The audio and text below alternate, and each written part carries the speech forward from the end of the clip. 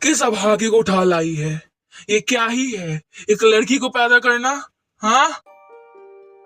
आओ बेटी, तुम्हें एक कहानी सुनाती हूँ बेटियों के बारे में। जब एक लड़की पैदा होती है तो कोई खुश नहीं होता सिवाय उसकी माँ के। जब वह थोड़ी बड़ी होती है ना, तब भी उससे सब डरते हैं। पता नहीं किसके साथ भाग जाएगी। थोड़ी और बड़ी होती है तो दहेज के पैसे कहाँ से लाएंगे? माँ सुनो ना, पापा को समझाओ ना, मुझे कुछ करना है, लाइक मुझे पढ़ना कोई है। जरूरत नहीं है बेटा, तुम जानती नहीं हो अपने बाबूजी को, वो नहीं मानेंगे। मैं क्या कर सकती हूँ, तुम इससे अच्छा शादी कर लो। ये होती है बेटियों की लाचारियाँ। जब शादी करके किसी और के घर आती हैं, पहले तो तुम बहू नहीं, तुम हमारी बेटी हो कह के सर पे चढ़ा लेते हैं।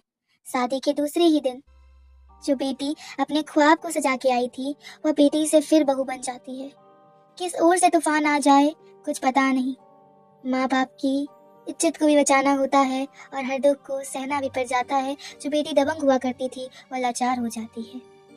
जब उसके हाथ में उसके खुद के नन्हे मुन्ने बच्चे आते हैं, तब वह बेटी बहू माँ बन जाती है।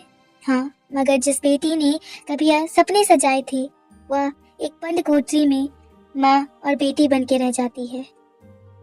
बुढ़ापा छाया, किस्मत की मारी, वह बेटी अब बुढ़ापे में भी नहीं रह पाई। उसके पेंशन के उस अधिकार को भी उसके बेटे ने उससे छीन लिया।